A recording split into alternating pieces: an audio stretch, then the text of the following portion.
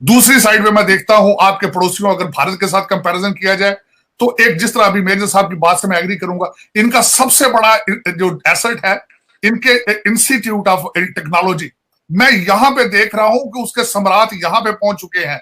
इस वक्त ज्यादातर सीईओ जो अमेरिका के अंदर बैठे हैं, they are Indian educated and they have influence on American policy. ये उसके रिजल्ट नहीं कर रहे हैं। जो इन्होंने बीज बोए थे वहां पे तालीम के, उसके रिजल्ट यहां पे निकल रहे हैं। लेकिन हमारी तालीम का स्टैंडर्ड देख लें आप, ब्रेन ड्रेन है। आपका बच्चा, अभी मैं कहता हूं किसी के पास कोई एसोसिएट डिग्री इंजीनियरिंग की होगी, शाम को कनाडा की इमिग्रेशन लेकर वहां निकल जाएगा या ऑस्ट्रेलिया भाग जाएगा, क्योंकि हालात आपके वहां पे खराब, ब्रेन ड्रेन हो रहा है, मनी ड्रेन हो रही है।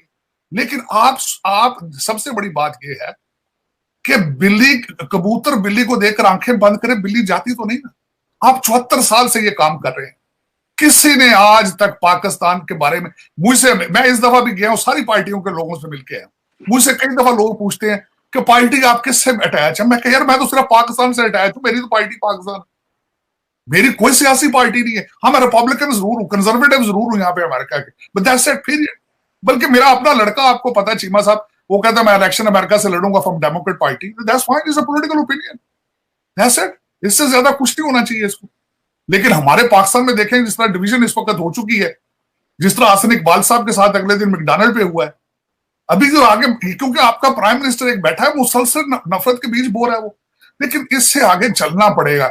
मैं खास कर एक हवाले से मेजर साहब की मौजूदगी का फायदा जरूर उठाऊंगा। आज मैं ये कहना जरूर चाहूंगा, बार बार मैं ये कहता हूं कि पाकिस्तान बिल्कुल तरक्की नहीं कर सकता। मैं अल ऐलान करना, ये बात करना चाहता हूं, भारत के साथ आप रिलेशनशिप ठीक नहीं करेंगे, पाकिस्तान तरक्की नहीं कर सके। मैं इस पे आऊंगा डॉक्टर साहब, ये एक सवाल है, मैं पूरा एक सवाल मैं हमेशा ये कहता हूं, आप हर चीज तब्दील कर सकते हैं, पड़ोसी तब्दील। हमने किस तरह इसको, आपका सबसे बड़ा क्राइसिस इकोनॉमिक है इस वक्त। आप आईएमएफ ने 1 बिलियन दिया है तो आप फूलों के, कभी आपने देखा कि कर्जा लेकर आए फाइनेंस मिनिस्टर और उसको एक हीरो वेलकम दिया जाए, उसके ऊपर फूलों की पत्तियां निछावर की जाए कि ये कर्जा लेकर आया है। तो आपका माइंडसेट एक ऐसा है और एक हाइब्रिड सिस्टम ऐसा क्रिएट कर दिया गया है कि आपके अदारे अपने अपने काम छोड़कर दूसरे काम कर रहे हैं। जिस तरह मैंने आपको कहा है, अदलिया सियासत में है, सियासत अदलिया में है, फौज हुकूमत में है, हुकूमत फौज के, मेरा मकसद एक दूसरे को ओवरलैप कर रहे हैं, किसी को पता ही नहीं है डायरेक्शन। मैं मेजर साहब की बात से 100% एग्री करूंगा। हमारा डीएनए तो सेम है, इंटेलेक्ट इज ऑलरेडी देयर, लेकिन डायरेक्शन इज नॉट देयर। एक सिस्टम ऐसा क्रिएट कर दिया गया है कि शराफत को हमने प्रमोट करना छोड़ दिया, करेक्टर, हमने रोल मॉडल प्रोड्यूस करने छोड़ दिए हैं। हमारा रोल मॉडल इस वक्त क्या है? एक करप्ट सियासतदान। देखिए, दो चीजें, मैं छोटी सी एक मिसाल आपको देना चाहूंगा जो कि मेजॉरिटी डेवलपिंग कंट्रीज के अंदर फिट नहीं पड़ती, लेकिन फिर भी मैं क्योंकि स्टूडेंट ऑफ पॉलिटिकल साइंस, सियासत एक वॉलंटियर वर्क है, जमहूरियत जो है एक सोशल वर्क है। आप पहले जिंदगी में कामयाब होते हैं, फिर सियासत में आते हैं। हमारे लोग सियासत में आके कामयाब होने की कोशिश करते हैं, लेकिन हमने जमहूरियत को गलत तरीके से पकड़ लिया। तो जब आप एक सियासत में कारोबार समझ कर आएंगे कि हमने यहां से आके पैसा बनाना है, तो फिर वही होगा जो आज पाकिस्तान में हो रहा है।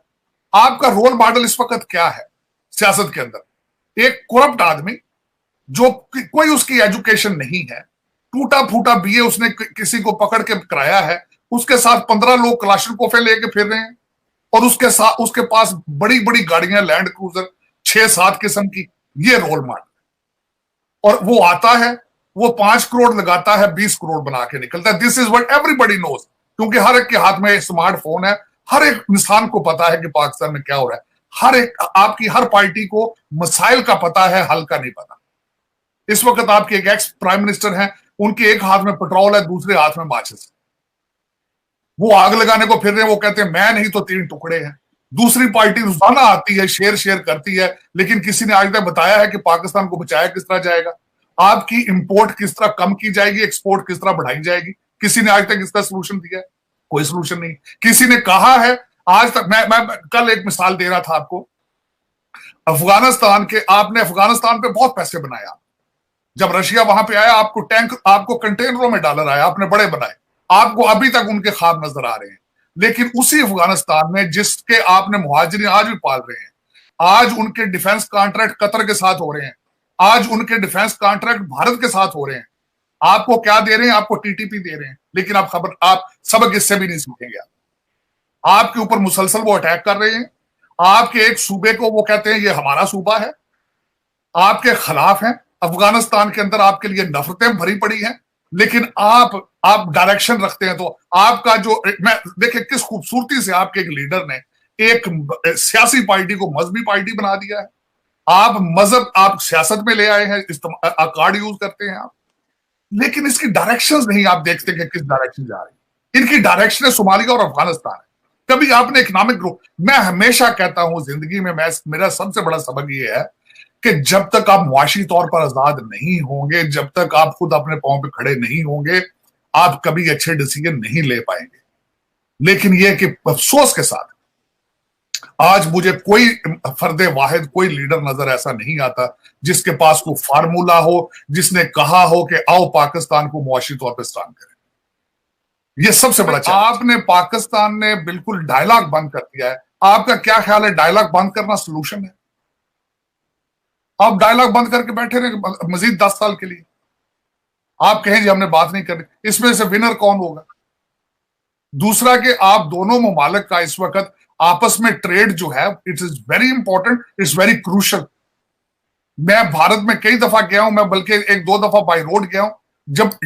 जब भारत ट्रेड खुला था, दोनों साइडों पे 200-200, 300-300 लाइनें होती थी ट्रकों की। आपकी पाकिस्तान में इस वक्त दाल महंगी हो चुकी है क्योंकि आप भारत से दाल नहीं ले रहे। तो एक आप सियासी चीजों को इतना आगे ले जाएं वोटिंग को, और एक एजेंडे पे खास कर उसको एक, जिस तरह मैंने कहा कि आप अपने आप को एक कमरे के अंदर बंद कर लें तो उसका सोल्यूशन तो नहीं निकलेगा ना। आपको डायलॉग करना पड़ेगा। आपने देखें शहबाज शरीफ साहब आए हैं, इस चीज के बावजूद कि उनके खिलाफ इतनी इसके बारे में बात हुई है कि उन्होंने भारत में ट्रेड मिनिस्टर को क्यों भेजा है, लेकिन मैं समझता हूं कि उन्होंने, it was a bold step. आपको बेबी स्टेप्स लेने पड़ेंगे उस एतमाद की फजा को बहाल करने के लिए। और मैं दूसरा यहां जिस तरह कहूंगा कि एक strong Pakistan is in favour of India. आप कौन चाहेंगे कि आपका पड़ोसी एक ऐसा भूखा आदमी बैठा हो जो सुबह शाम आपके लिए गलत चीजें सोच रहा हो? कौन पसंद करेगा? अगर मैं ये कहता हूं कि पाकिस्तान की तरक्की के लिए बहुत जरूरी है भारत के साथ अच्छे रिलेशनशिप होना, मैं समझता हूं भारत के लिए भी बहुत जरूरी है to have a peaceful neighbour, a prosperous neighbour at the same time. तो ये डायलॉग शुरू करने पड़ेंगे। मिसट्रस्ट होता रहा दोनों साइडों पे गलतियां चीजें होती रही हैं।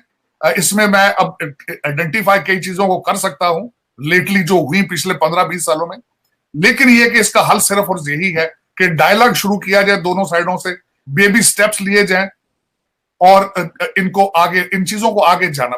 आपको सियासत से आगे होकर सोचना होगा, आपको वोटिंग से आगे होकर सोचना पड़ेगा